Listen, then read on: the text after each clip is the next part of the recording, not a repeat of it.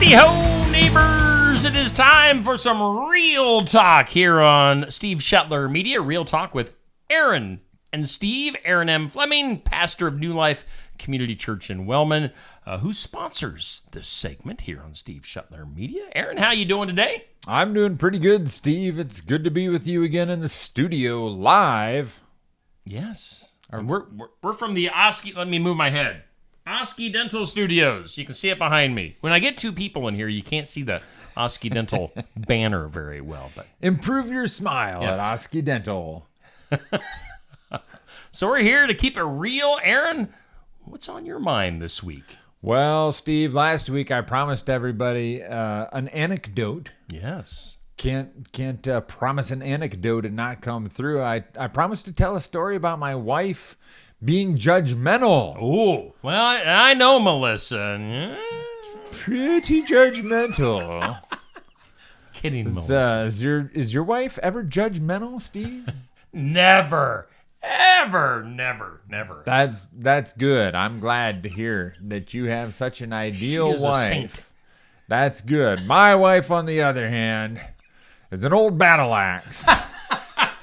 Helga is her real name. Yeah. We call her Melissa to keep people from suspecting her true nature. No, she's actually pretty sweet. I got to hand it to her. But every once in a while, she does judge me in the things that I like. So here's the story.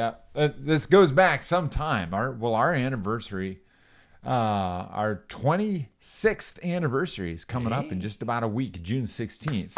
So bravo. Feel pretty good about that. That's an accomplishment. But back in the early days.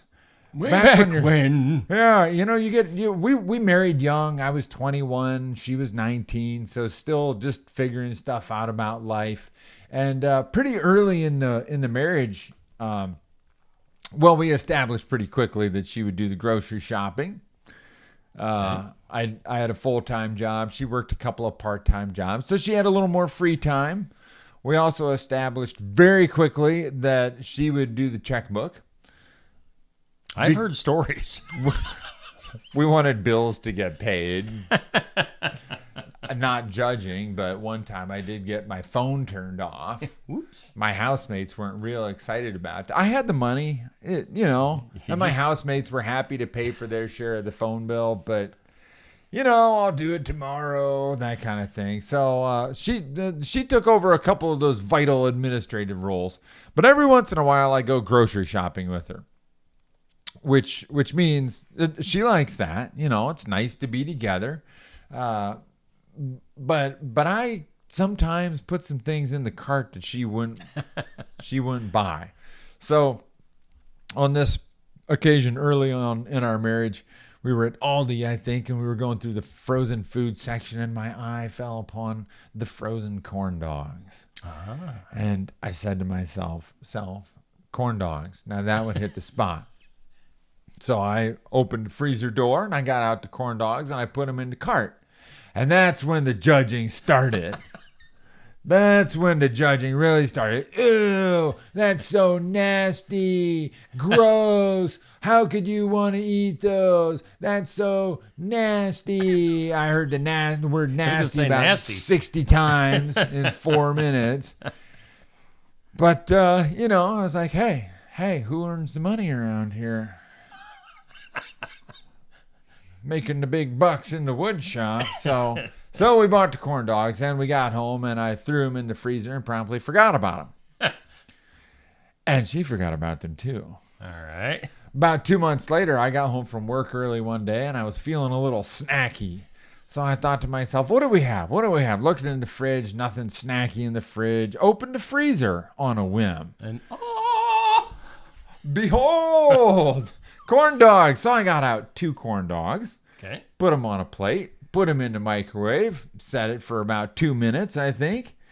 And just about the time the microwave went ding, and the whole house had filled with the aroma, the sweet, sweet aroma of corn dogs. Yes. That hot dog filling, and that corn batter exterior lightly fried to a golden, crispy brown, and then microwaved. And just about the time the microwave went ding, who should walk in through the front door but my dear sweet wife, Melissa. And she smelled the air, and she said, "Wow, that smells so good. What is that?" Boom! That's corn dogs. Take that. Take that. Take that, you judgmental person. You. And Steve, do you think she has ever lived that down? No. Answer, no. Does she eat corn dogs now? You know, I don't get them that often. They're kind of nasty. So you've kind of flipped to the dark side as far as corn dogs go. She will eat them, and also we're fans of the show The Office. Okay. And one of our favorite episodes is you've watched The Office. Oh, right? Yeah. They all get together at Michael's house to watch Glee, I think. Oh, yeah. Yeah. And hilarity ensues. But Kevin curls up in a blanket with a plate full of pigs in a blanket. And he says, "I've always wanted to eat pigs in a blanket. In a blanket." So that's a favorite episode. And we laughed about that for many years. And then for Christmas one time, I snuck out and got Melissa a box of frozen pigs in a blanket and gave that to her for Christmas. And pigs in a blanket are basically a corn dog without a stick, right? So, so we got a lot of mileage out of corn dogs and how nasty they are. And did we have a point today? Judging.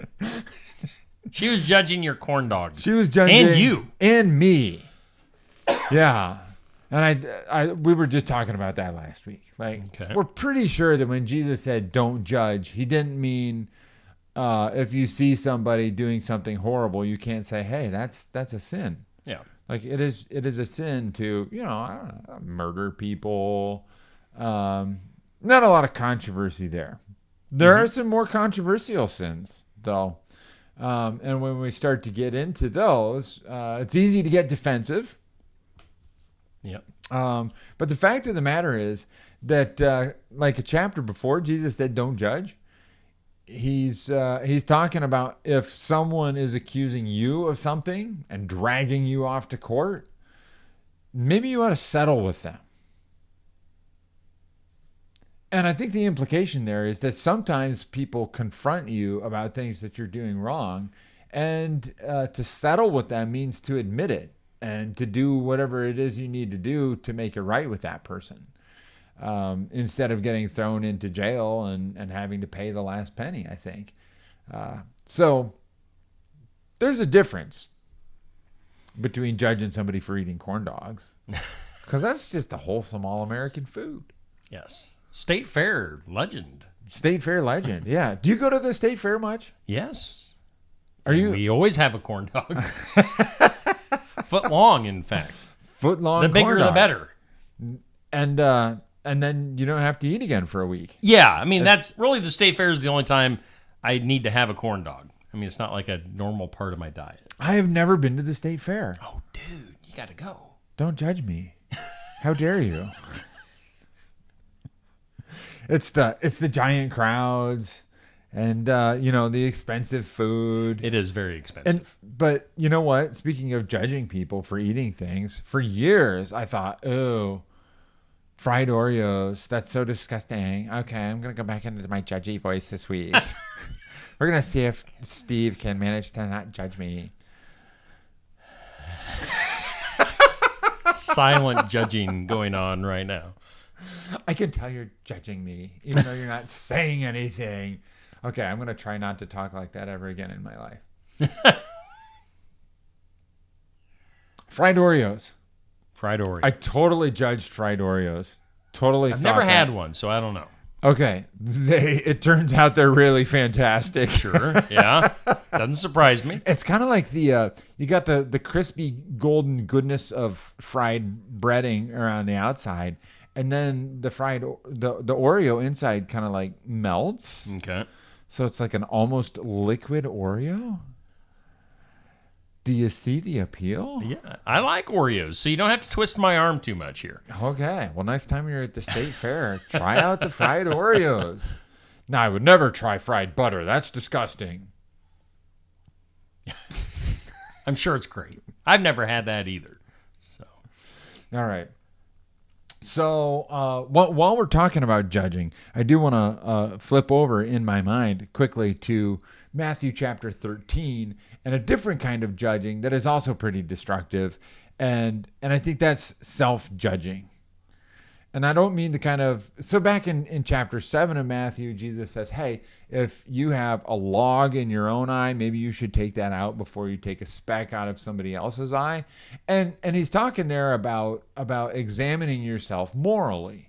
And, you know, before you go around judging other people morally, have you really stopped and done a realistic analysis of your own life?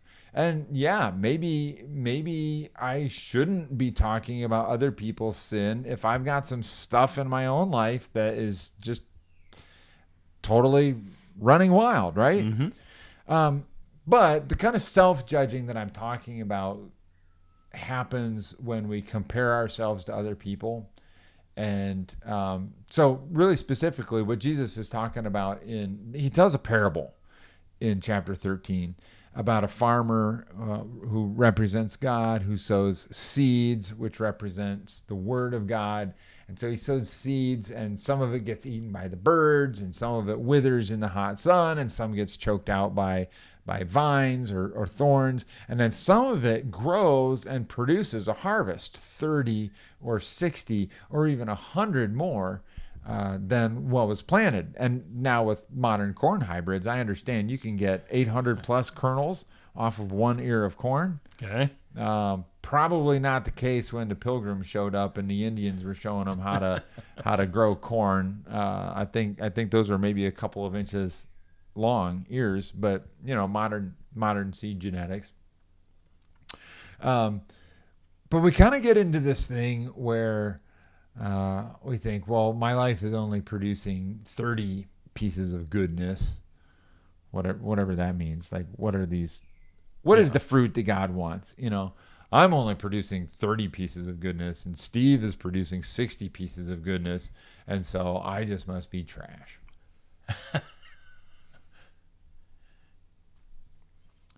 Steve, Better. You gotta think better of yourself. Don't judge yourself. Yeah, but Steve, your Facebook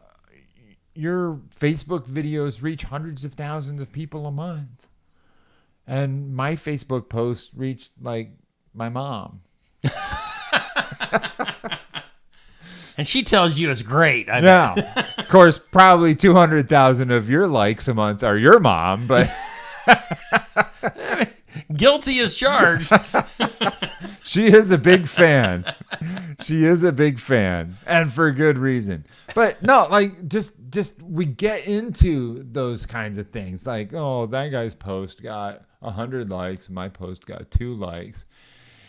That is not what Jesus is talking about, man. He's talking about just cultivating your life. And so here's the revelation I got. You know Dave Schumann. Dave Schumann's a farmer from New Life Community Church in Wellman. Good guy. Which meets at the Parkside Activity Center at 10 o'clock, just in case you were wondering. Yeah. With an emphasis on God, friends, and fun. Uh-huh. So Dave Schumann's a farmer, and every fall I get to ride in the combine with him, which is like, I live in Iowa, so I ought to ride in the combine once a year. And he's got the digital display of how much corn is coming into the combine per acre at every, real-time readout. So you can be going along at, say, 200 bushels an acre, and then hit a spot where the wind knocked down a bunch of stalks, and you can watch the production drop off to 120 or whatever, or you hit a flat spot where there was some flooding and it goes way down. But then up on hills, I guess hilltops produce less corn generally than down on the river bottom. I think the soil is thinner or something agriculturally like that. But I noticed something over the years, and that is that Dave plants the whole field. He plants the whole field. He knows that it's going to be a little less fruitful in some places and a little more fruitful in other places, but he doesn't abandon the hilltop because he's like, well, that only gets 150 bushels an acre. I'm only going to plant the ground that gets 200 bushels an acre. That's not how he rolls. And I think Dave and probably all of our other farmer friends are reflecting the heart of God in that way. The farmer in this parable sows seed everywhere. And I don't see him in the story sitting there worrying about, well, this one only produced 30, but this one I really like. He produced 100. Because maybe the farmer understands that some of the seed fell on soil where there were some disadvantages. Mm-hmm. So anyway, all that to say, friends out there, take a fearless moral inventory of your life. Look in your eye, see if you got a log sticking out of it. But other than that, we got to stop judging ourselves for the minor stuff, because we're killing ourselves out here, ruining our own joy and our own happiness by comparing ourselves with somebody else because they got nicer clothes or they eat a higher class of corn dog. I don't know, but we gotta stop that. So I think that's probably a good wrapping up point for today. Okay. Any final thoughts? I don't think so. Yeah, I think we're good. Okay. We managed to get from corn dogs to the gospel of Jesus. Yes. So, successful day. Exactly. All right, everybody. We'll see you around soon on Real Talk with Aaron and Steve. And again, we're always brought to us here on Steve Shetler Media by New Life Community Church in Wellman, Iowa. Make sure you give their Facebook page a like. And you can always watch the services online on Sundays too. So that's true. Get there in person or watch online. We thank New Life for sponsoring the show, Real Talk with Aaron and Steve, here on Steve Shetler Media.